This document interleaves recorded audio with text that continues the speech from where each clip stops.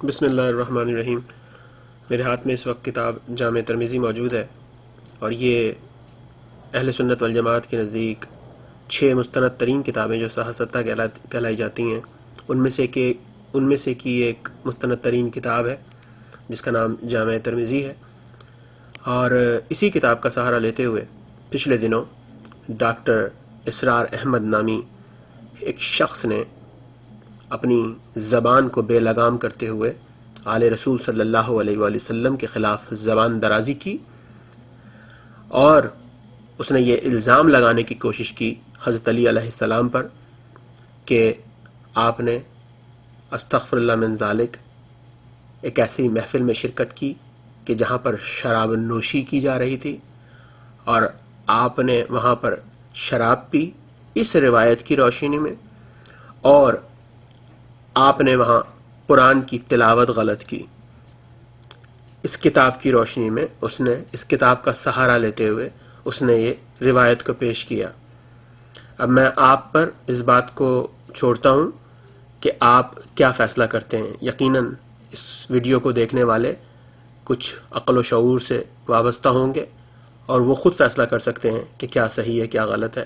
میں اس میں سے کچھ روایت ابھی آپ کے سامنے پیش کرنے والا ہوں کہ جن روایت کی روشنی میں آپ کو فیصلہ کرنے میں آسانی ہوگی۔ یہ میرے ہاتھ میں جو ہے اس وقت یہ جامع ترمذی جلد نمبر 2 ہے۔ اب میں اس کی ایک روایت پیش کرنے جا رہا ہوں آپ کے سامنے،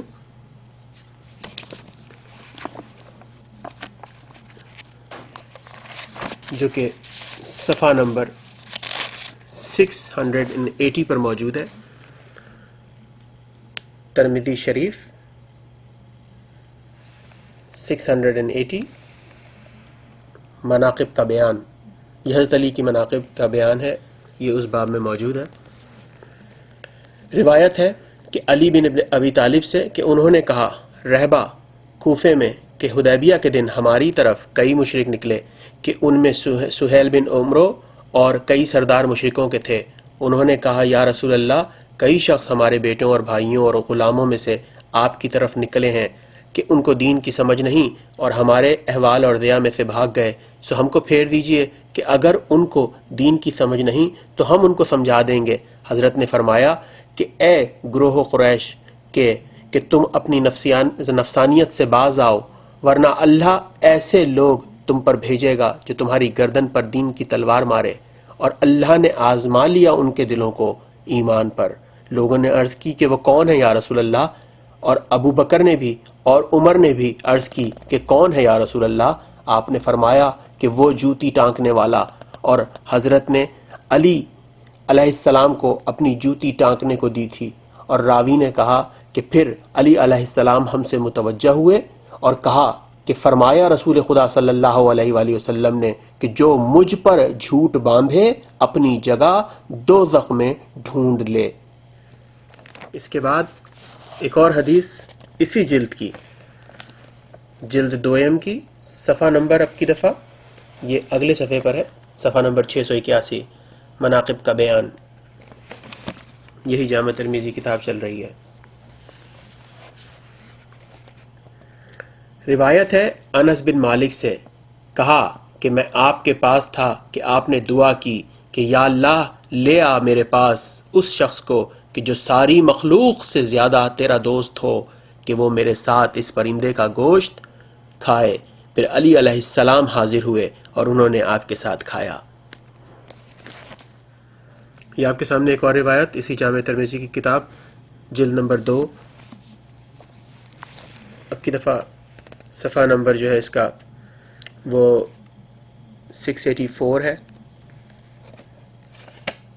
ترمذی شریف جلد 2، صفحہ نمبر 684، 684، مناقب کا بیان۔ کہتے ہیں کہ روایت ہے جابر سے، کہا انہوں نے کہ بلایا رسول خدا صلی اللہ علیہ وآلہ وسلم نے حضرت علی کو طائف کے دن اور ان سے سرگوشی کی، سو لوگ کہنے لگے آج آپ نے اپنے چچیرے بھائی کے ساتھ بہت دیر تک سرگوشی کی، تو آپ نے فرمایا میں نے ان سے سرگوشی نہیں کی، اللہ نے خود ان سے سرگوشی کی ہے۔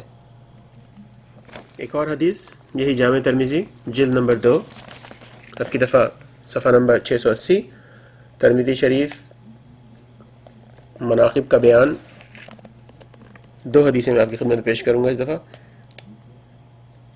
روایت ہے کہ ابو سعید خدری نے فرمایا ہم لوگ انصار کے ہیں، پہچانتے ہیں منافقوں کو کہ وہ عداوت رکھتے ہیں حضرت علی ابن ابی طالب سے۔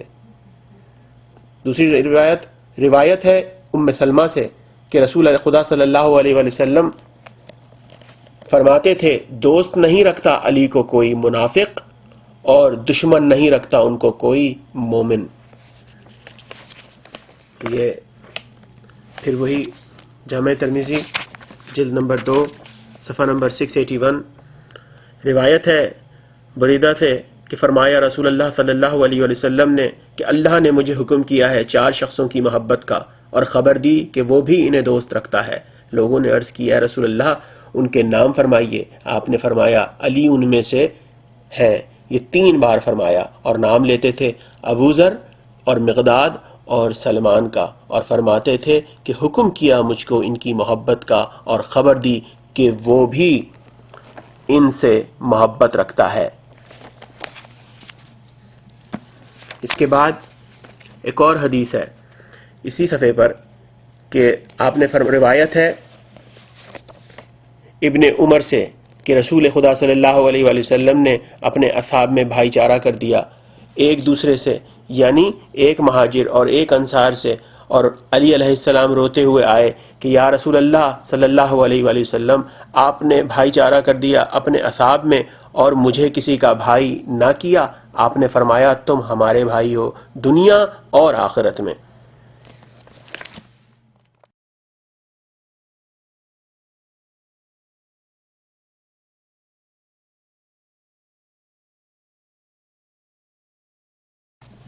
کہ پھر ایک جامع ترمذی کی ایک اور حدیث، یہ جامع ترمذی جلد 2 صفحہ نمبر 682 682 مناقب کا بیان۔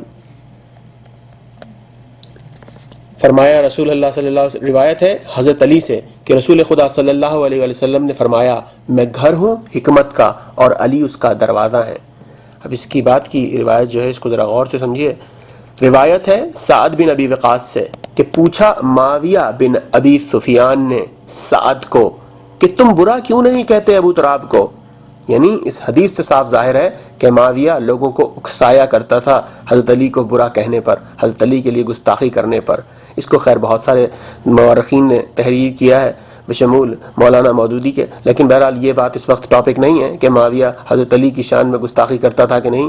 بات یہاں پر صرف اس وقت یہ ہے کہ اس کتاب کے اندر حضرت علی علیہ السلام کی کیا فضائل موجود ہیں۔ روایت ہے سعد بن ابی وقاص سے کہ پوچھا معاویہ بن ابی سفیان نے سعد کو کہ تم برا کیوں نہیں کہتے ابو تراب کو، یعنی حضرت علی کو۔ کہا جب تک یاد رکھوں گا میں ان 3 باتوں کو۔ اب یہ سعد جواب دے رہا ہے کہ جب تک یاد رکھوں گا میں ان 3 باتوں کو کہ کہا تھا ان کو رسول اللہ صلی اللہ علیہ وسلم نے، تو برا نہیں کہوں گا ان کو۔ ان میں سے ایک کو میرے واسطے ہونا اس سے اچھا ہے کہ میرے لیے سرخ اونٹ ہو۔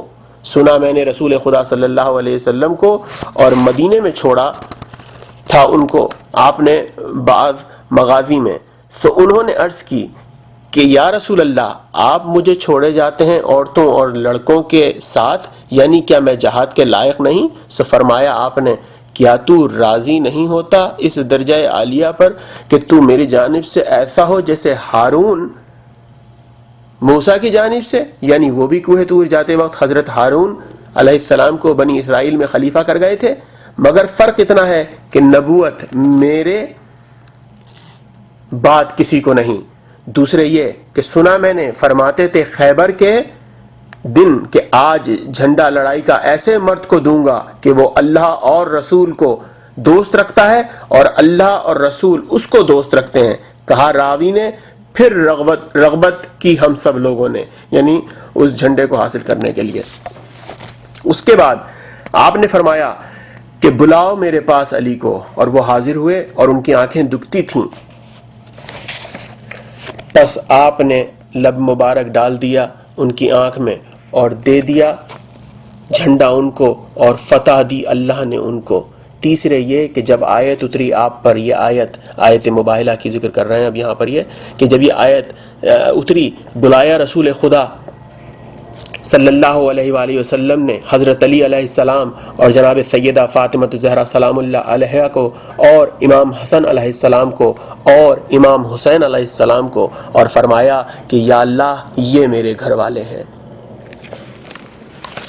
وہی جامع ترمذی جلد نمبر 2، جامع ترمذی جلد نمبر 2 صفحہ نمبر 685، مناقب کا بیان۔ اس میں کی جو میں آپ کے سامنے حدیث پڑھنا چاہتا ہوں، پہلی حدیث روایت ہے سعد سے کہ نبی صلی اللہ علیہ وآلہ وسلم نے فرمایا حضرت علی علیہ السلام سے کہ تم مجھ سے ایسے ہو جیسے ہارون موسیٰ سے، یعنی خلیفہ ہو۔ اس کے بعد کی حدیث روایت ہے جابر بن عبداللہ سے کہ نبی صلی اللہ علیہ وآلہ وسلم نے فرمایا حضرت علی علیہ السلام سے کہ تم مجھ سے بمنزلہ ہارون کے ہو، مگر اتنا ہے کہ میرے بعد کوئی نبی نہیں، یعنی جیسے ہارون تھے۔ اس کے آگے روایت ہے ابن عباس سے کہ نبی صلی اللہ علیہ وآلہ وسلم نے حکم فرمایا ان دروازوں کے بند کرنے کا جو مسجد نبوی میں تھے، مگر دروازہ علی کا۔ اس کے آخر میں اسی صفحے کے سب سے آخری روایت ہے علی ابن ابی طالب علیہ السلام سے کہ نبی صلی اللہ علیہ وآلہ وسلم نے ہاتھ پکڑا امام حسن علیہ السلام کا اور امام حسین علیہ السلام کا، اور فرمایا کہ جو دوست رکھے مجھ کو اور ان دونوں کو اور ان کے باپ اور ماں کو، ہوگا میرے ساتھ میری جگہ میں قیامت میں۔ ایک اور روایت اسی جامع ترمذی کی، صفحہ نمبر 686، ترمذی شریف جلد 2، مناقب کا بیان۔ کہتے ہیں روایت ہے ام عطیہ سے کہ بھیجا نبی صلی اللہ علیہ وآلہ وسلم نے ایک لشکر کہ اس میں حضرت علی بھی تھے، اور کہا انہوں نے کہ سنا میں نے کہ آپ صلی اللہ علیہ وآلہ وسلم ہاتھ اٹھا کر دعا کرتے تھے کہ یا اللہ نہ مار مجھ کو جب تک نہ دکھا دے مجھ کو علی علیہ السلام کو، یعنی آپ نے دعا کی کہ وہ زندہ لوٹ آئیں، اس لیے کہ آخر میں ان سے بہت کام لینا ہے۔ اب یہ ایک اور حدیث اسی کتاب جامع ترمذی جلد نمبر 2، صفحہ نمبر 702 ہے، یہ مناقب کا بیان۔ کہتے ہیں کہ جس کا نام قصوہ تھا وہ خطبہ پڑھتے تھے، سنا میں نے کہ فرماتے تھے اے لوگو میں تمہارے لیے ایسی چیز چھوڑے جا رہا ہوں۔ اب یہ گواہی دے رہے ہیں اس بات کی کہ رسول اللہ صلی اللہ علیہ وسلم خطبہ پڑھتے تھے اور فرما رہے تھے کہ اے لوگو میں تمہارے لیے ایسی چیز چھوڑے جاتا ہوں کہ جب تک تم اسے پکڑے رہو گے کبھی گمراہ نہ ہوگے۔ ایک کتاب اللہ کی، دوسرے اطرت اہل بیت، یعنی اہل بیت اپنے۔ اسی کتاب کے اگلے صفحے پر 203، صفحہ نمبر 203 پر ترمذی شریف جلد 2، مناقب کا بیان۔ کہتے ہیں کہ روایت ہے زید بن ارقم سے کہ فرمایا رسول خدا صلی اللہ علیہ وسلم نے میں تمہارے درمیان ایسی 2 چیزیں چھوڑے جاتا ہوں کہ ایک ان میں سے دوسرے سے بڑی ہے، اور جو بڑی ہے اللہ کی کتاب ہے کہ گویا ایک رسی ہے آسمان سے زمین تک لٹکی ہوئی، اور دوسری میری اطرت یعنی اہل بیت میرے، کہ یہ دونوں جدا نہ ہوں گے یہاں تک کہ وارد ہوں گے میرے ساتھ حوض کوثر پر، سو دیکھو میرے پیچھے ان کے ساتھ کیا کرتے ہو۔ اب یہ احادیث میں نے آپ کے سامنے جامع ترمذی سے پیش کی ہیں کہ جو کہ تمام کی تمام حضرت علی علیہ السلام کی شان میں تھیں۔ اب آپ خود ان تمام احادیث کو سن کر فیصلہ کر سکتے ہیں کہ کیا یہ احادیث کے بعد اس بات کی گنجائش بچتی ہے کہ جو بکواس ڈاکٹر اسرار احمد نے کی ہے وہ اس کو اس بات کا حق تھا کہ وہ یہ بکواس کرتا، لیکن اگر وہ یہ کہنا چاہتا ہے کہ یہ بات اس کتاب میں موجود ہے، میرا اس میں کوئی قصور نہیں ہے، اور یہ کتاب جامع ترمذی بہت مستند ترین کتاب ہے اور اس کی روایات کو اہل سنہ والجماعت بڑی قدر کی نگاہ سے دیکھتے ہیں، تو پھر میں اب آپ کے سامنے کچھ ایسی روایات پیش کرنا چاہتا ہوں، جبکہ میرا دل نہیں چاہ رہا ان روایات کو پیش کرنے کا، لیکن اب میں پیش کرنا چاہ رہا ہوں تاکہ یہ بات ذہن میں نہ رہ جائے کہ ہم اس لیے اس روایت کو ترجیح دے رہے تھے جو حضرت علی کے باب میں تھی کیونکہ اس کتاب میں تھی۔ اب آئیے مزید ان روایت کی طرف دیکھتے ہیں کہ جو اس کتاب میں بھی موجود ہیں۔ وہ کیا روایات ہیں؟ ایک سیکنڈ دیجئے مجھے، میں ذرا وہ جلد اٹھا لوں، اس کی پہلی جلد جو ان چیزوں سے بھری ہوئی ہے۔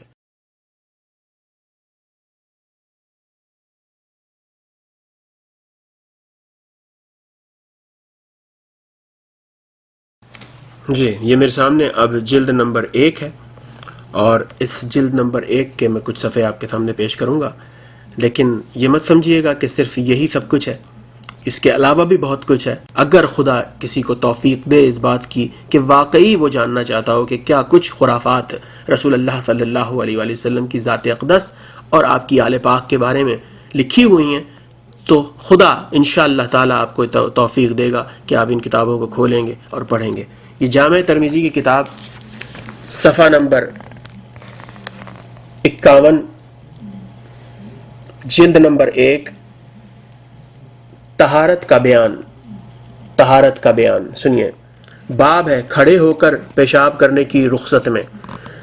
روایت ہے ابی وائل سے، وہ روایت کرتے ہیں کہ حذیفہ کی تحقیق رسول اللہ صلی اللہ علیہ وسلم آئے، آپ ایک قوم کے کوڑے پر پیشاب کیا اس پر کھڑے ہو کر، پھر لایا میں آپ کے لیے پانی وضو کا اور پیچھے ہٹنے لگا میں، پس بلایا مجھ کو حضرت نے یہاں تک کہ پہنچا میں ان کے پیچھے، یعنی نزدیک ان کے، پھر وضو کیا آپ نے اور مسح کیا منہوں پر۔ استغفر اللہ من ذالک۔ جو نبی یہ سمجھاتا چلا آیا کہ کھڑے ہو کر پیشاب کرنا ایک دور جاہلیت کی علامت ہے، وہ استغفر اللہ من ذالک وہ کام خود کر رہے ہوں۔ پھر یہی کتاب جامع ترمذی اب کی دفعہ جلد نمبر 1 ہے اور صفحہ نمبر 74 ہے، جلد نمبر 1 ہے۔ میں بہت زیادہ معذرت کے ساتھ، جس کو بھی تکلیف ہو ان چیزوں کو سن کر، یقین کریں آپ کو رسول اللہ صلی اللہ علیہ وسلم سے محبت ہے، اس لیے آپ کو تکلیف ہو رہی ہے، اور کوشش کریں کہ کوئی ڈھونڈیں کہ سچ کیا ہے اور صحیح کیا ہے اور غلط کیا ہے۔ سنیے، باب بوسے سے وضو نہ ٹوٹنے کا بیان۔ روایت ہے عروہ سے، وہ روایت کرتے ہیں کہ بوسہ لے لیا رسول اللہ صلی اللہ علیہ وآلہ وسلم نے کسی بیوی کا، پھر نکلے نماز کو اور وضو نہ کیا۔ کہا عروہ نے، میں نے کہا عائشہ سے، کون وہ تھیں مگر تم؟ تو ہنسیں۔ استغفر اللہ۔ یہ پھر جلد نمبر 1 ہے، جامع ترمذی ہے۔ مجھے معاف کیجیے گا اس قسم کی زبان کو یوز کرنے کے لیے، لیکن باخدا اپنی طرف سے ایک لفظ نہ پڑھوں گا، جو کچھ اس کتاب میں لکھا ہے ایک ایک لفظ وہ پڑھوں گا۔ تو بہرحال یہ چیز ایسی نہیں ہے کہ جو بچوں کے سامنے سنی جائے، تو اگر کوئی بچے موجود ہیں آپ کے پاس اور آپ کے پاس اسپیکر کھلے ہوئے ہیں تو آپ ان کو برائے مہربانی کم کر دیجیے۔ جامع ترمذی صفحہ نمبر 83،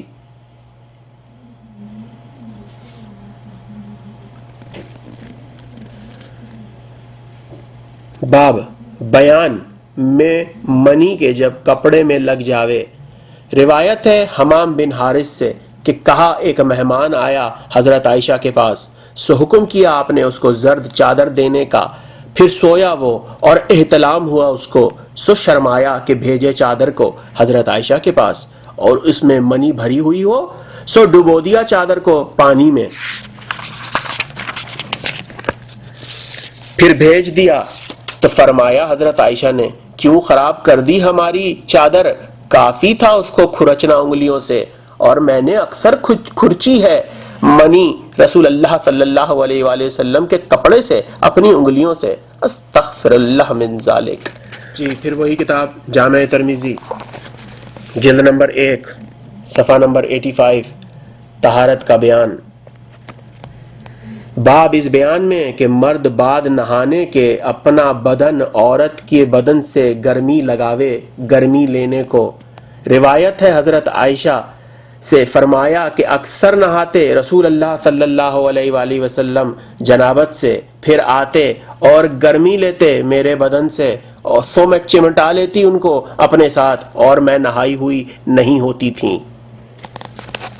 پھر جامع ترمذی جلد نمبر 1 میرے ہاتھ میں ہے، صفحہ نمبر اس دفعہ 90، جلد نمبر 1، طہارت کا بیان۔ بوس و کنار میں حائض کے ساتھ۔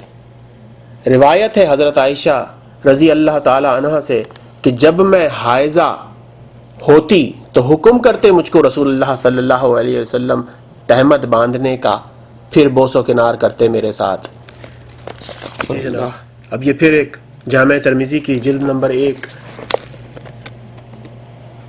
صفحہ 274، باب الصوم۔ سنیے باب، روزے میں بوسہ لینے کا بیان۔ روایت ہے حضرت عائشہ رضی اللہ تعالی عنہ سے کہ نبی صلی اللہ علیہ وآلہ وسلم بوسے لیتے تھے رمضان کے مہینے میں۔ روزے میں بوس و کنار کے بیان میں روایت ہے حضرت عائشہ سے، کہا انہوں نے رسول اللہ صلی اللہ علیہ وآلہ وسلم میرے ساتھ بوس و کنار کرتے تھے اور تم سب سے زیادہ اپنی شہوت کو قابو میں رکھنے والے تھے۔ استغفر اللہ استغفر اللہ۔ روایت ہے حضرت عائشہ سے کہ رسول اللہ صلی اللہ علیہ وآلہ وسلم بوسہ لیتے تھے اور بیویوں کے ساتھ لیٹتے تھے روزوں میں، اور تم سے بہت قابو میں رکھنے والے تھے اپنی شہوت کو۔ استغفر اللہ من ذالک۔ پھر جامع ترمذی صفحہ نمبر 289 باب الصلوات، جلد نمبر اول،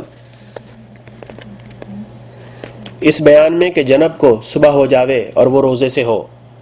روایت ہے حضرت عائشہ اور ام سلمہ سے جو بیویاں ہیں رسول اللہ صلی اللہ علیہ وآلہ وسلم کی، کہ رسول اللہ صلی اللہ علیہ وسلم کو صبح ہو جایا کرتی تھی اور آپ کو حاجت غسل کی ہوتی تھی اپنی بیویوں کی صحبت کرنے سے، اور پھر نہاتے تھے اور روزہ رکھتے تھے۔ صبح ہو جایا کرتی تھی آپ کو جنب سے۔ استغفر اللہ استغفر اللہ۔ جی یہ بھی جامع ترمذی جلد نمبر 1 صفحہ نمبر 290 باب الصوم، اس بیان میں کہ قضا رمضان میں تاخیر درست ہے۔ روایت ہے حضرت عائشہ سے، فرمایا انہوں نے میں ہمیشہ قضا کیا کرتی تھی روزے رمضان کے جو مجھ پر ہوتے تھے شعبان میں، یہاں تک کہ وفات پائی رسول اللہ صلی اللہ علیہ وآلہ وسلم نے، یعنی حضرت کی خدمت سے قضا رمضان کی مہلت نہ ملتی تھی مگر شعبان میں، کہ حضرت بھی اس میں بہت روزے رکھتے تو حضرت عائشہ بھی اپنی قضا رمضان ادا کر لیتی تھیں۔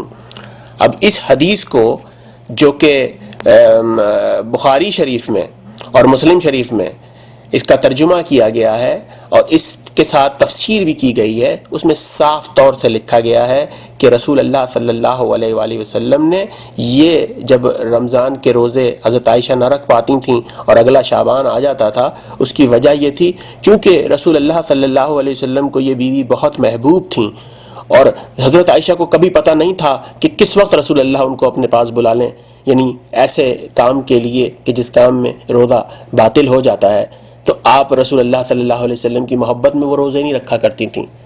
اب اس کو سمجھنے والا سمجھے، جس کے گھر میں ماں ہے، جس کے گھر میں باپ ہیں، جن کی ماں بھی روزے قضائیں کرتی ہیں اور جن کی بہن بیٹیاں بھی روزے قضائیں کرتی ہیں ان حالات کی وجہ سے، آپ خود اپنے دل پر ہاتھ رکھ کے سوچیں کہ جو رسول ہم کو روزے ہمیں سمجھانے آیا تھا روزہ رکھنا کتنا ضروری ہے ہمارے لیے، کیا وہ رسول اللہ صلی اللہ علیہ وسلم کی بیوی کو روزہ رکھنے میں پریشانی ہوتی ہوگی کیونکہ رسول اللہ کی حاجت کی وجہ سے؟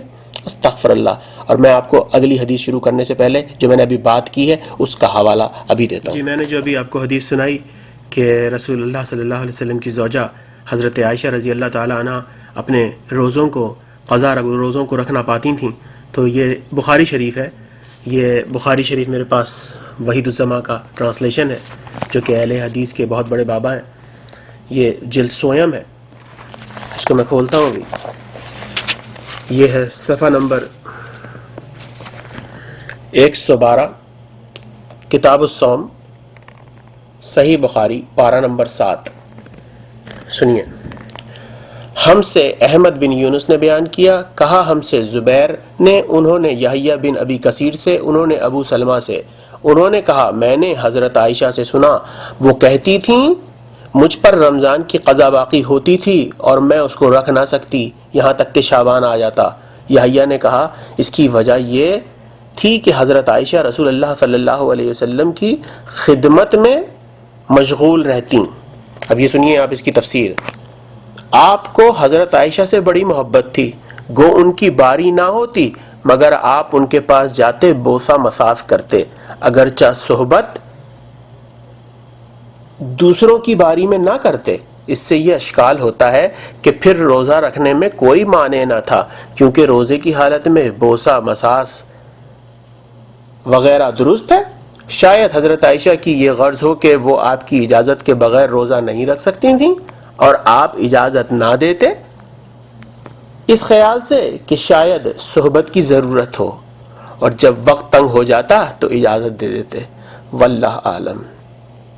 یہی حق ہے ہمارا نا اب کہ ہم رسول اللہ صلی اللہ علیہ وآلہ وسلم کی جو ہم پر اتنی بڑی عنایت، یہ رسول اللہ صلی اللہ علیہ وسلم کا اتنا بڑا احسان کہ اس دین الہی تک ہم کو پہنچا دینا، اس کا جو ہم شکرانہ ہے وہ اسی طرح ادا کر رہے ہیں. کیا خوبصورت انداز ہے استغفر اللہ من ذالک رسول اللہ صلی اللہ علیہ وسلم کی شان اقدس میں اس طرح سے کیچڑ اچھالنے کا، رسول اللہ کی ازواج کے شان میں اس طرح سے کیچڑ اچھالنے کا. کیا یہ حق ادا کیا جا رہا ہے؟ یہی اسی طرح کی کتابیں چھاپنی چاہیے. یہ پھر میں جامع ترمذی سے آپ کو جامع ترمذی کی جلد نمبر 1 صفحہ نمبر 415 جلد نمبر 1 باب الرضاعہ اس بیان میں کہ مرد کسی عورت کو دیکھے اور اس کو خوش آوے، یعنی اس کی طرف دل خراب ہو جائے. روایت ہے جابر سے کہ نبی صلی اللہ علیہ وسلم نے دیکھا ایک عورت کو، پھر داخل ہوئے اپنی بیوی زینب کے پاس اور پوری کی حاجت اپنی یعنی صحبت کی، اور پھر باہر نکل کر فرمایا عورت جب سامنے آتی ہے تو آتی ہے شیطان کی صورت میں، پھر جب دیکھے کوئی تم میں کا کسی عورت کو اور اس کو اچھی معلوم ہو تو چاہے کہ صحبت کرے اپنی بیوی سے کہ اس کی بیوی پاس بھی وہی ہے جو اس کے پاس ہے، یعنی فرج.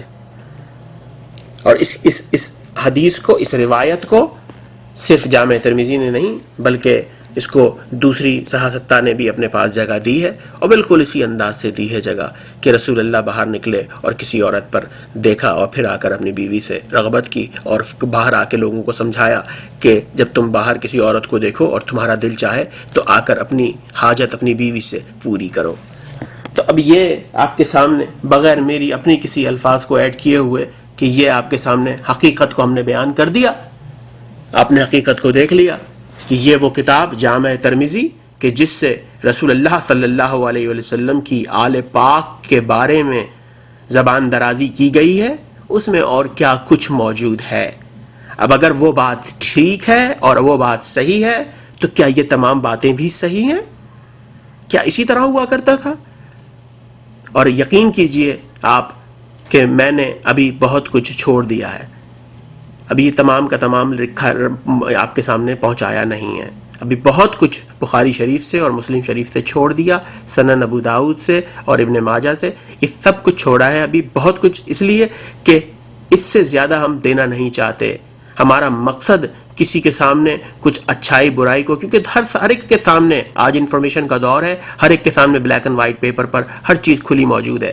جس کو خدا نے توفیق دی ہوگی وہ کتاب کھولے گا اور پڑھے گا، جس کو خدا نے توفیق دی ہوگی وہ سچ اور جھوٹ کی تلاش جاری رکھے گا. یہ سب توفیق پر ہے انسان کو کہ خدا کی طرف سے کتنی توفیق ملتی ہے. لیکن اگر منہ کھولو گے کبھی آل رسول کے خلاف، رسول اللہ صلی اللہ علیہ وسلم کی ذات اقدس کے خلاف اگر منہ کھولو گے تو جواب ملے گا.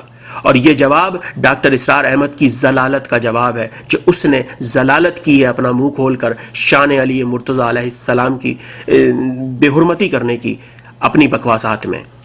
خیر، چاند پر تھوکنے سے چاند تک تھوک نہیں پہنچتا، آ کے دوبارہ اپنے منہ پہ گرتا ہے، اور اسرار احمد کے منہ پہ وہ تھوک گرا ہے کیونکہ اس نے جس ٹی وی پر بیٹھ کر اس بات کو کرنے کی کوشش کی ہے اب دنیا معافیاں مانگ رہی ہے.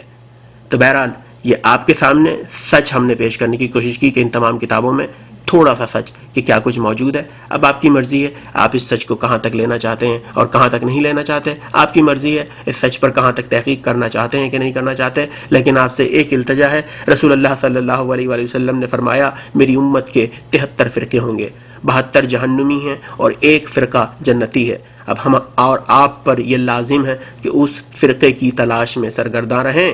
اس ویڈیو کو دیکھ کر اس کمپیوٹر کو بند کر کے خدا کے واسطے خاموش ہو کے مت بیٹھ جانا. تمہیں خدا کا واسطہ ہے، اس کے رسول کا واسطہ ہے، ان کتابوں کو کھول کر دیکھنا کہ کیا اس کے علاوہ بھی کچھ موجود ہے جو رسول صلی اللہ علیہ وسلم کی شان اقدس کو گھٹاتا ہے. صرف ایک آخری حدیث جو میں نے ابھی پڑھی ہے کہ جس میں رسول اللہ نے کسی عورت کو دیکھا اور دل خراب ہوا اور گھر آ کے اپنی بیوی سے صحبت کی. قرآن کی آیت کو سورہ نور کو پڑھ کر دیکھیں جس میں رسول اللہ کے لیے کیا پوری دنیا پوری کائنات کے لیے تمام مسلمانوں کے لیے حکم ہے کہ اپنے مردوں کو اور شریف لوگوں کو یہی اللہ تعالیٰ نے حکم دیا ہے کہ اپنی نگاہوں کو نیچے رکھیں. تو کیا وہ رسول جس کا اخلاق قرآن سے پہلے بلند تھا کہ دنیا تعریف کیا کرتی تھی، قسمیں کھایا کرتی تھی آپ کے اخلاق کی، کہ اب قرآن کے آنے کے باوجود وہ اخلاق گر جائے گا؟ استغفر اللہ من ذالک۔ بہرحال کہنے کے لیے کچھ بھی نہیں، سمجھنے والوں کے لیے بہت کچھ۔ جزاک اللہ، اللہ حافظ۔ السلام علیکم۔ ڈاکٹر اسرار احمد کے بکواس کے جواب میں جو پہلے 4 آنسر دیے گئے، پارٹ 1، پارٹ 2، پارٹ 3 اور پارٹ 4 میں، ان آنسرز میں یہ بتانے کی کوشش کی گئی کہ پہلے 2 پارٹ میں کہ اسی کتاب میں حضرت علی بن ابی طالب علیہ السلام کے فضائل کس انداز سے موجود ہیں، جو کہ وہ کبھی ہم نے کسی عالم کو بیان کرتے ہوئے، ان کے کسی مولوی کو بیان کرتے ہوئے نہیں سنے۔ اور اس کے بعد تیسری اور چوتھے پارٹ میں یہ بتانے کی کوشش کی گئی کہ اور بہت ساری خرافات اس کتاب میں موجود ہیں، الزامات رسول اللہ صلی اللہ علیہ وآلہ وسلم کی ذات اقدس پر موجود ہیں، لیکن کیا اگر وہ تمام باتیں جو اسرار احمد نے بکواس کی ہیں، تو اگر وہ باتیں بھی صحیح ہیں تو کیا یہ باتیں بھی صحیح ہیں؟ آپ تک صرف ایک سوال پہنچانا تھا، فیصلہ کرنا آپ تمام لوگوں کی خود ذمہ داری ہے۔ اب اس 5ویں آنسر میں ہم یہ بیان کرنے کی کوشش کر رہے ہیں کہ انہی سیاستہ کی کتابوں سے، ابھی میں آپ کے سامنے پیش کر رہا ہوں سنن ابو داؤد شریف، یہ سیاستہ کی 6 کتابوں میں سے ایک مستند ترین کتاب، ایک اور اب یہ بیان کرنے کی کوشش کی جا رہی ہے کہ وہ آیت کہ جس میں اللہ تعالیٰ فرماتا ہے کہ نماز کی حالت میں شراب کی نشے کی حالت میں نماز کے قریب مت جاؤ، وہ اصل میں کس وجہ سے نازل ہوئی۔ آئیے دیکھتے ہیں ابو داؤد شریف، یہ میرے پاس جلد نمبر 100 ہے ابو داؤد شریف کی، میں اس کو کھولتا ہوں۔ یہ میرے سامنے ابو داؤد شریف، میں آپ کو پہلے بتا دوں کہ یہ کب کی چھپی ہوئی ہے تاکہ اگر کسی کو میرے پیج نمبر سے میچ کرنا ہو تو وہ میچ کر سکے اس کو۔ بہرحال یہ اس کا پہلا پیج ہے، سنن ابو داؤد شریف، جلد 100، تمام آپ چیز دیکھ سکتے ہیں۔ اس کے بعد یہ سیکنڈ پیج ہے اس کا،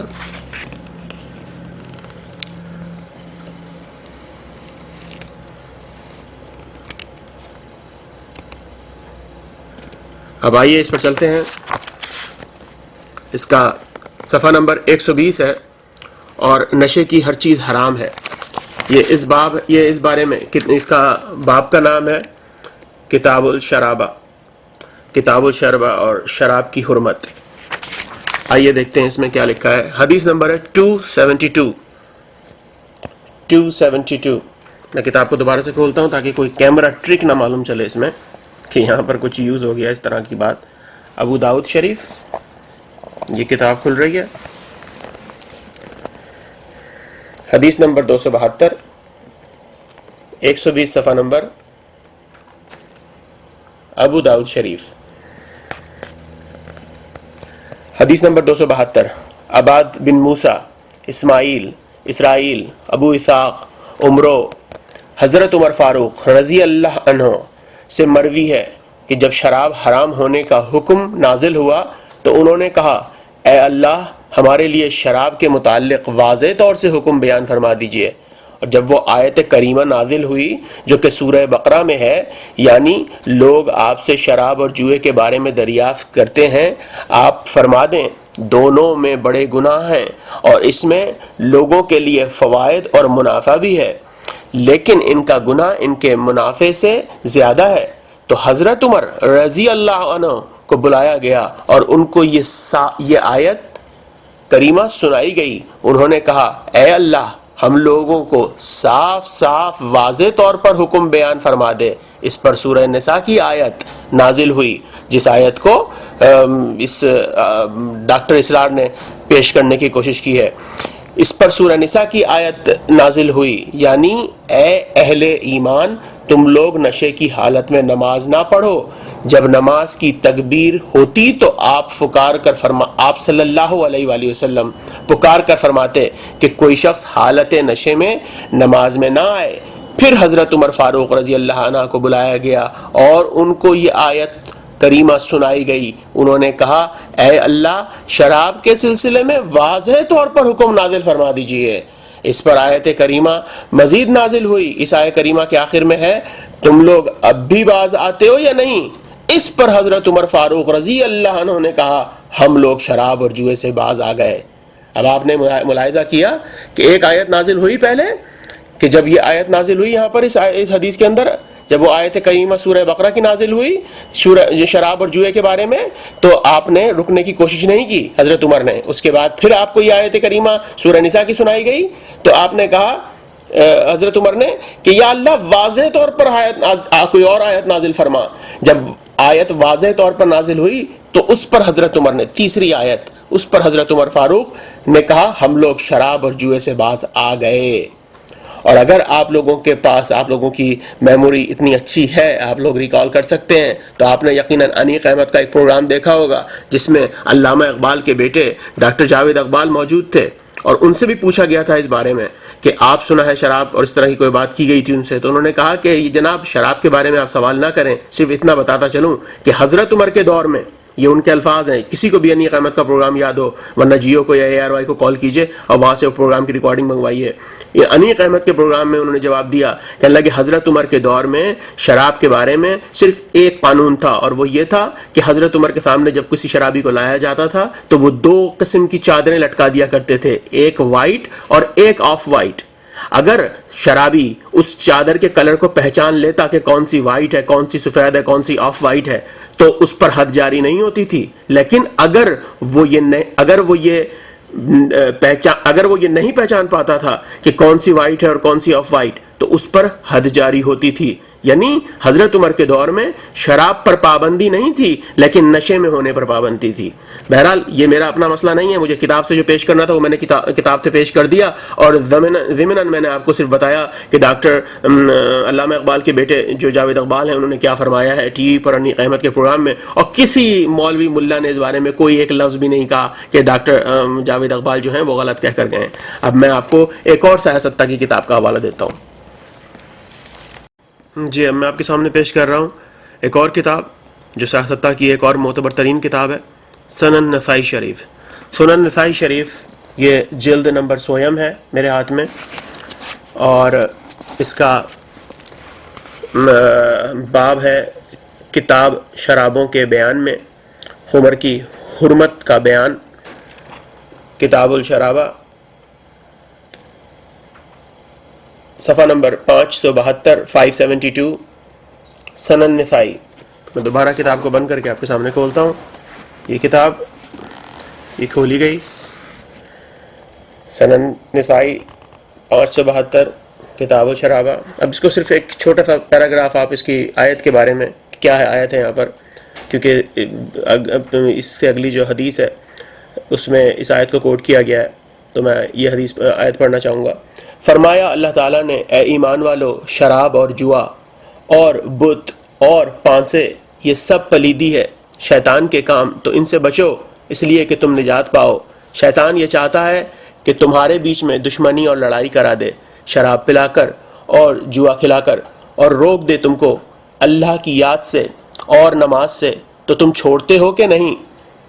اچھا اب اس کے بعد کی جو میں حدیث آپ کے سامنے پڑھنا چاہتا ہوں، میں سنیے. حضرت عمر سے روایت ہے جب شراب کی حرمت اتری تو انہوں نے دعا کی یا اللہ شراب کے باب میں ہم کو صاف صاف بیان کر دے. تو وہ آیت اتری جو سورہ بقرہ میں ہے. اب یہ آیت دی ہے انہوں نے یہاں پر، اور اس کے آگے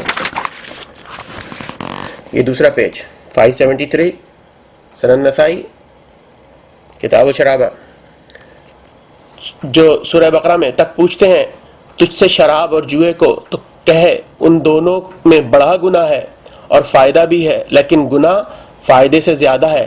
پھر عمر بلائے گئے اور ان کو وہ آیت سنائی گئی. انہوں نے کہا یا اللہ ہم کو صاف صاف بیان کر شراب کا، کیونکہ یہ آیت بھی گول گول تھی، اس سے صاف نہیں نکلتا تھا کہ شراب پینا مطلقاً حرام ہے. پھر وہ آیت اتری جو سورہ نساء میں ہے، اے ایمان والو مت نزدیک جاؤ نماز کے جب تم نشے میں ہو. تو رسول اللہ صلی اللہ علیہ وسلم کا منادی جب نماز کو کھڑا ہوتا تو پکار دیتا مت نماز پڑھو جب نشے میں ہو. عمر بلائے گئے اور ان کو یہ آیت سنائی گئی. انہوں نے کہا یا اللہ ہم کو شراب کے باب میں صاف صاف بیان کر دے. آخر وہ آیت اتری جو سورہ مائدہ میں ہے، جس کا ترجمہ باب کے شروع میں گزرا. پھر عمر بلائے گئے اور یہ آیت ان کو سنائی گئی، اور جب یہ آیت یہاں تک پہنچی تو عمر نے کہا ہم نے چھوڑا.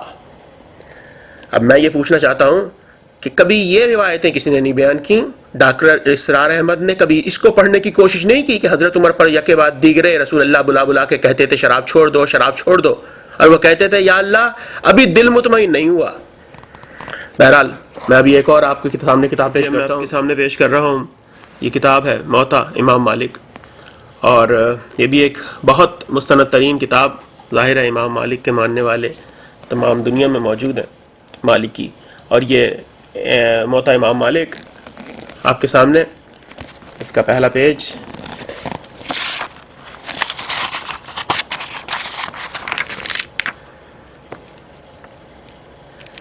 جس موطا امام مالک، جسے امام مالک نے سال ہا سال ہر کسوٹی پر پرکھ کر اپنی 10,000 احادیث سے منتخب کیا.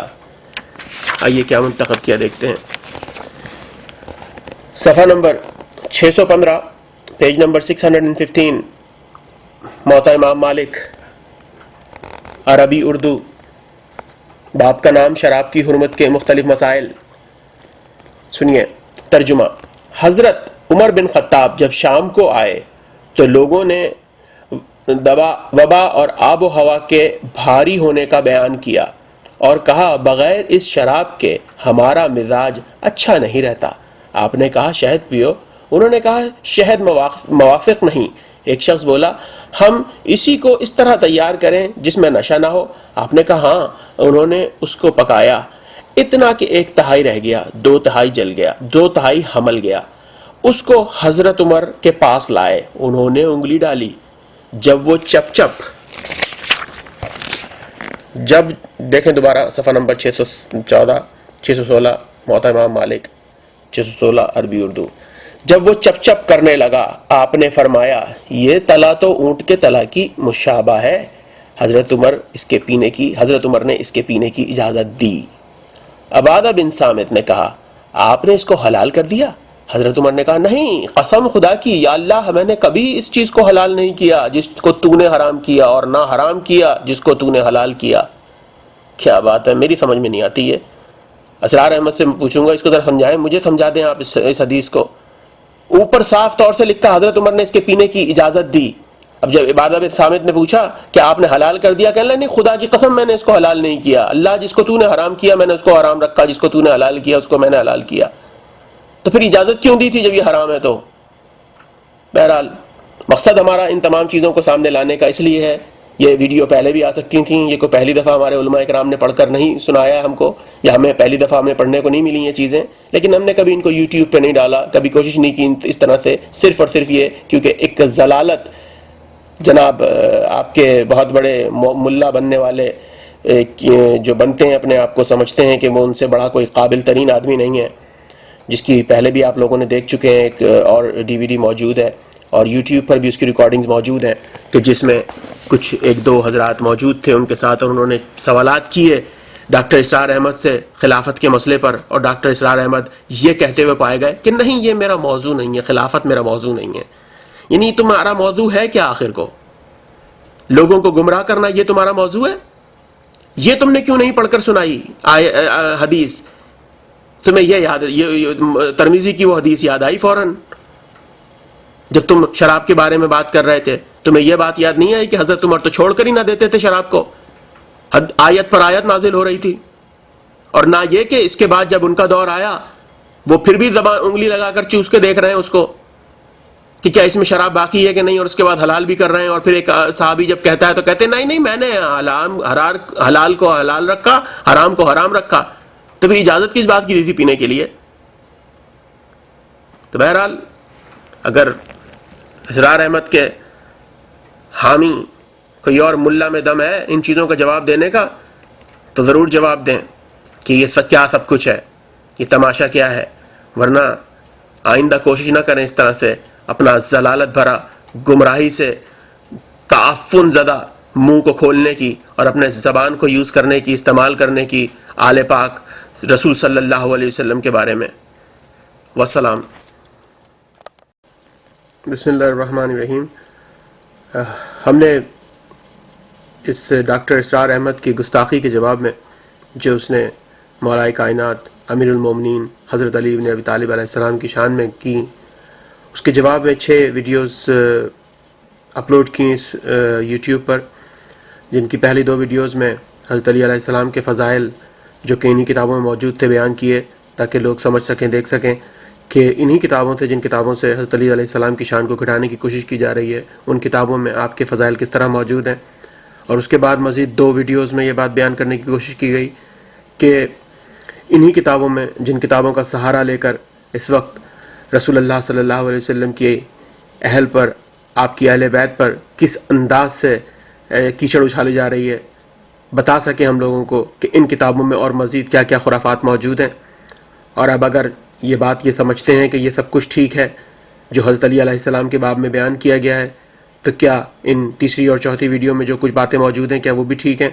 اس کے بعد 5ویں اور 6ٹھی ایک اور ویڈیو پیش کی گئی کہ جس میں ان 2 ویڈیوز میں بتایا گیا کہ اس آیت کی روشنی میں کہ جس کی تفسیر خود ڈاکٹر اسرار احمد کر رہا تھا، اور اس نے دلیل کے طور پر اس روایت کو پیش کیا کیونکہ یہ بہت مستند ترین کتابوں میں موجود ہے، تو یہ بتانے کی کوشش کی گئی کہ انہی مستند ترین کتابوں میں اس آیت کی روشنی میں یہ بات بھی موجود ہے کہ کیا کچھ کر رہے تھے مزید دوسرے صحابہ۔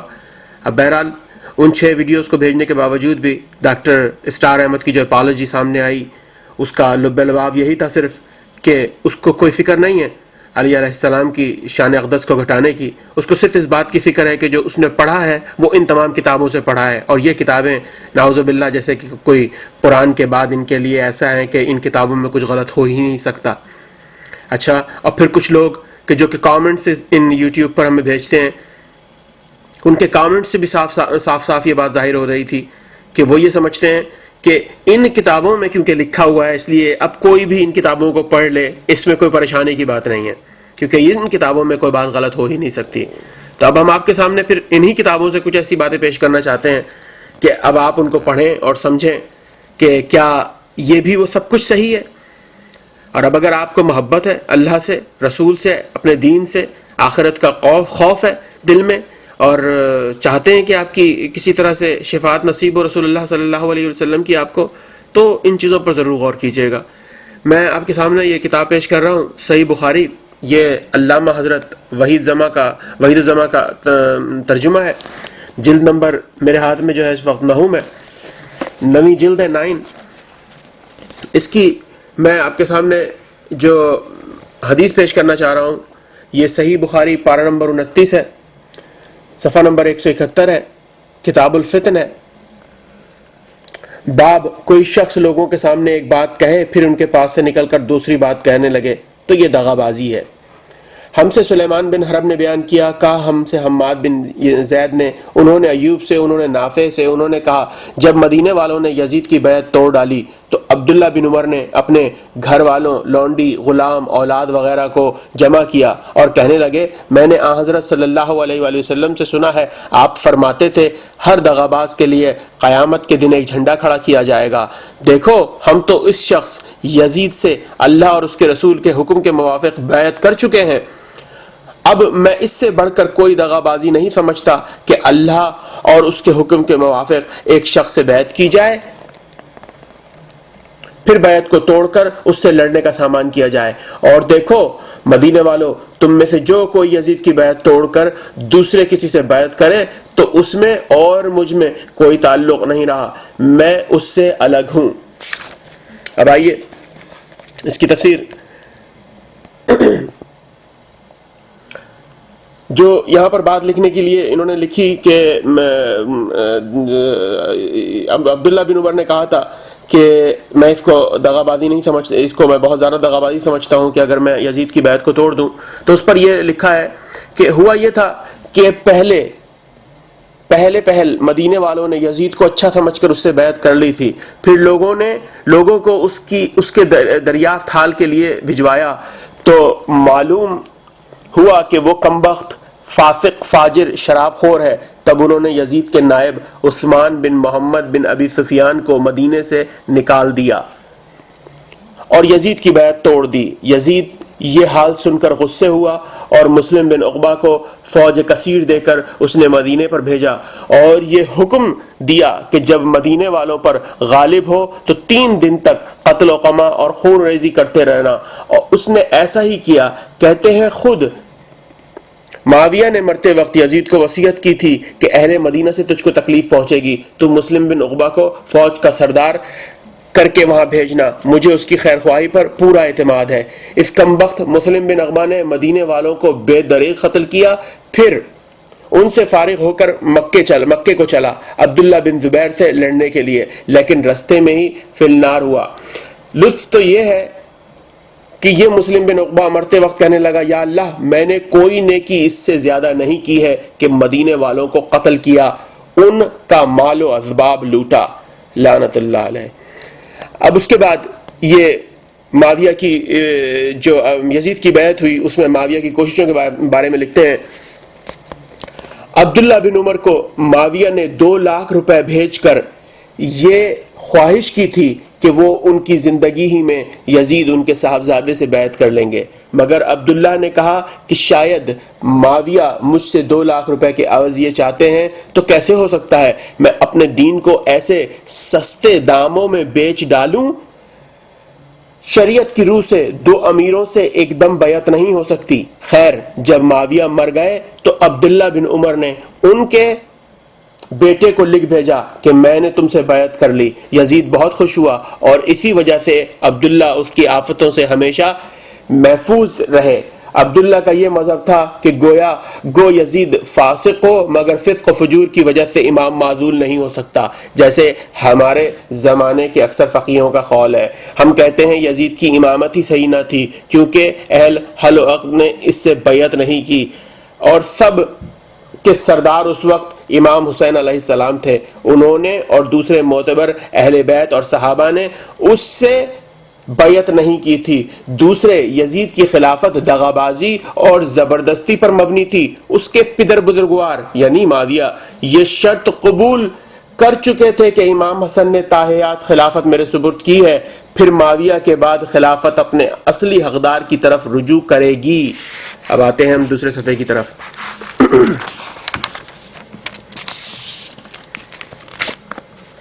پارہ نمبر 29، ایک صفحہ نمبر 171، کتاب الفتن۔ اصلی حقدار امام حسن اور ان کے بعد امام حسین تھے، لیکن یزید نے امام حسن کو زہر دلوایا اور ان کی وفات پر بہت خوش ہوئے، بلکہ یہ کہا کہ امام حسن استغفر اللہ من ذالک، امام حسن ایک انگارہ تھے جس کو اللہ نے بجھا دیا۔ اس سے صاف معلوم ہوتا ہے کہ معاویہ بھی اس سازش میں شریک اور رازدار تھے۔ اس پر ترہ یہ کہ آپ کو ایک ہین حیاتی وہ بھی مستعار خلافت کا حق حاصل تھا، آپ کو کیا اختیار تھا کہ عہد شکنی کر کے اپنے بیٹے کو خلافت دے جائیں؟ اگر معاویہ صحابی نہ ہوتے تو ہم ان کی شان میں بہت کچھ کہہ سکتے تھے، صحابیت کا ہم ادب کر کے سکوت کرتے ہیں اور یہ معاملہ حق تعالیٰ کے سپرد کرتے ہیں۔ اب آپ خود سوچئے کہ یہ یزید اور اس کے والد معاویہ کی شان اس بخاری شریف سے بیان کی گئی ہے۔ پھر میرے ہاتھ میں کتاب صحیح بخاری جلد نمبر 9، اب کی دفعہ صفحہ نمبر 173، جہاں پر ہم نے یہ روایت ختم کی تھی کہ معاویہ نے کس طرح سے یزید کی خلافت کے لیے پاپڑ بیلے۔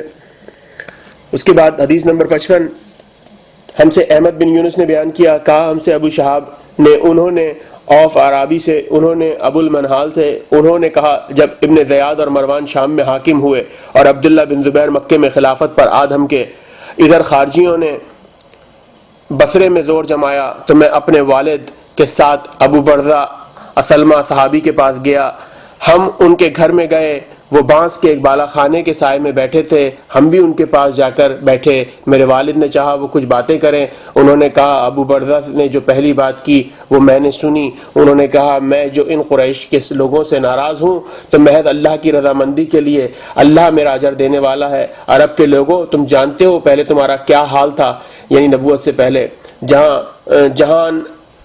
جہان بھر کے ذلیل خدائی خوار تمہارا کیا شمار گمراہی میں گرفتار پھر اللہ تعالیٰ نے اسلام کے طفیل سے اور اپنے پیغمبر برحق محمد مصطفیٰ صلی اللہ علیہ وآلہ وسلم کے صدقے سے تم کو اس بری حالت سے نجات دی، یہاں تک کہ تم اس مرتبے کو پہنچے، دنیا کے حاکم اور سردار بن گئے۔ پھر اس دنیا نے تم کو خراب کر دیا۔ دیکھو یہ شخص جو شام میں حاکم بن بیٹھا ہے، یعنی مروان، دنیا کے لیے لڑتا ہے، اور یہ خارجی لوگ جو تمہارے ارد گرد ہیں، جو اپنے تئیں بڑا قاری کہتے ہیں، خدا کی قسم یہ بھی دنیا کے لیے لڑتے ہیں۔ اور یہ شخص جو مکے میں خلیفہ بن بیٹھا ہے، خدا کی قسم یہ بھی دنیا کے لیے لڑتا ہے۔ یہ ابن زیاد مردود وہی ہے جو امام حسین سے لڑنے آیا تھا اور جس کے لشکر والوں نے امام حسین کو شہید کیا۔ یزید نے اس کو بصرے کا حاکم کیا۔ یہ زیاد بن ابی سفیان کا بیٹا تھا، یعنی یزید کا چچا بھائی بقول شخص۔ جب یزید ملعون فی النار ہوا تو بصرے والوں نے 15 روز کے لیے اس سے کہا تم ہی حاکم رہو یہاں تک کہ کوئی خلیفہ مقرر ہو۔ اس کے بعد خلافت کے کئی ٹکڑے ہو گئے۔ عبداللہ بن زبیر مکے میں خلیفہ ہوئے اور بصرے میں خوارج کا زور ہوا تو ابن زیاد بصرے سے بھاگ کر شام میں چلا گیا، مروان سے جا کر مل گیا۔ مروان عبداللہ بن زبیر سے بیعت کرنا چاہتا تھا لیکن اس نے منع کیا اور مروان کو خلیفہ بنایا۔ ابو بردہ کا مطلب یہ تھا کہ اس وقت سب آپے دھاپے میں گرفتار ہے، ہر شخص چاہتا ہے میں سب کا سردار بنوں اور سب سے بڑا ہو کر رہوں۔ کسی کی غرض یہ نہیں ہے کہ دین کی ترقی ہو، اسلام پھیلے، جیسے اگلے خلیفوں اور پیغمبر صاحب کی نیت تھی۔ باپ کا مطلب اس سے یہ نکلا کہ مروان یا خوارج یا عبداللہ بن زبیر لوگوں سے تو یہ کہتے تھے کہ ہم دین کے لیے لڑتے ہیں، در پردہ طلب دنیا کی نیت تھی، تو جیسا لوگوں کے سامنے کہتے تھے اس کے خلاف نیت رکھتے تھے۔ اب آپ خود سوچئے اور اس پر غور کیجئے ان چیزوں پر۔ اب میں آپ کے سامنے مزید دوسری آپ کو روایت پیش کرتا ہوں۔ اب آئیے آپ کے سامنے یہ صحیح بخاری پھر جلد نمبر 4 میں، شاید پڑھی نہ جا رہی ہو یہاں پر۔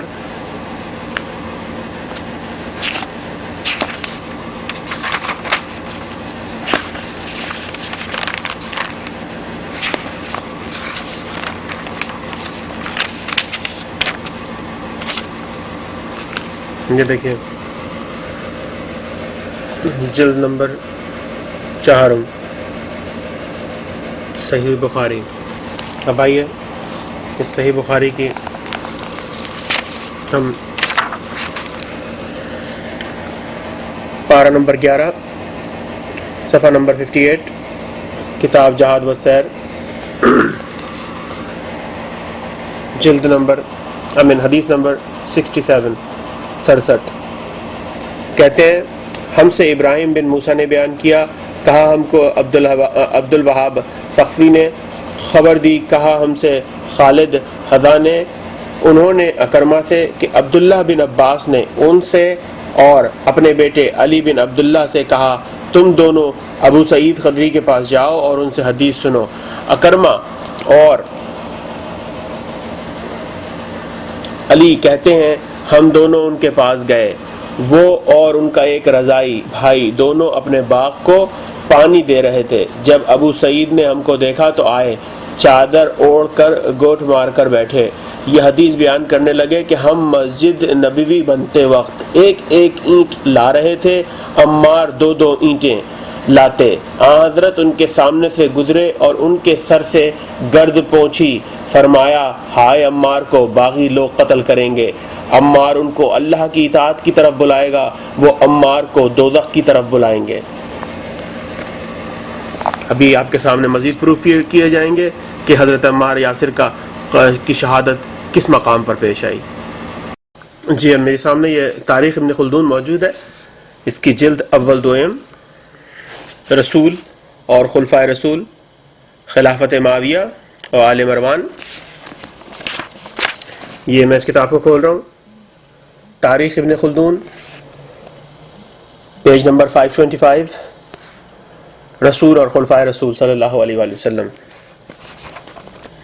حضرت عمار کی شہادت۔ عمار نے پکار کر کہا اے عمرو، تف ہو تجھ پر، تو نے اپنے دین کو مصر کے عوض فروخت کر ڈالا۔ اب یہ میں آپ کو آگے حوالہ دوں گا کہ حضرت عمار یاسر نے کیوں کہا کہ تو نے اپنے دین کو مصر کے عوض فروخت کر ڈالا، ذہن میں رکھیے گا یہ بات۔ عمرو بن عاص نے جواب دیا نہیں، بلکہ میں خون عثمان کا معاوضہ طلب کرتا ہوں۔ عمار بولے میں اپنے علم و یقین سے شہادت دیتا ہوں کہ تو اپنے ان فعلوں سے اللہ تعالیٰ کی خوشنودی نہیں چاہتا ہے، مرنے کے بعد تجھ کو اس کا حال ظاہر ہوگا۔ تو نے آج ہی اس لشکر کے علم بردار سے نبرد آزمائی نہیں کی، 3 بار رسول اللہ صلی اللہ علیہ وآلہ وسلم کے ساتھ اس علم بردار سے لڑ چکا ہے، اور آج یہ 4تھا واقعہ ہے۔ کیا تجھے یہ یاد نہیں ہے کہ رسول اللہ صلی اللہ علیہ وآلہ وسلم نے فرمایا ہے عمار کو گروہ باغی مارے گا؟ عمرو بن عاص نے کچھ جواب نہ دیا۔ عمار لڑتے لڑتے شہید ہو گئے۔ امیر المومنین علی اور ان کے 7 قبائل ربیعہ اور مضر اور حمدان نے متفق ہو کر حملہ کیا، جس سے لشکر شام کی صف الٹ گئی، کشتوں کے پشتے لگ گئے۔ امیر المومنین حضرت علی لشکر شام کے قتل کرتے اور ان کی جماعت کو منتشر کرتے معاویہ کے قریب پہنچ گئے اور جوش میں آ کر للکار اٹھے، اے معاویہ، ناحق لوگوں کی خون ریزی سے کوئی فائدہ نہیں ہے، آؤ ہم تم نمٹ لیں، جو اپنے مقابل کو مار لے وہی صاحب الامر یعنی امیر ہو۔ عمرو بن عاص نے معاویہ سے خطاب کر کے کہا یہ فیصلہ تو اچھا ہے۔ معاویہ نے جواب دیا تم کیوں اس فیصلے کو اپنے لیے ناپسند کرتے ہو؟ کیا تم کو یہ معلوم نہیں ہے کہ علی کے مقابلے پر جو جاتا ہے وہ جانبر نہیں ہوتا؟ دوران جنگ میں امیر المومنین علی علیہ السلام کے لشکر کا ایک گروہ گرفتار ہو گیا، معاویہ نے ان کو رہا کر دیا۔ ایسا ہی امیر المومنین حضرت علی نے معاویہ کے قیدیوں کے ساتھ سلوک کیا۔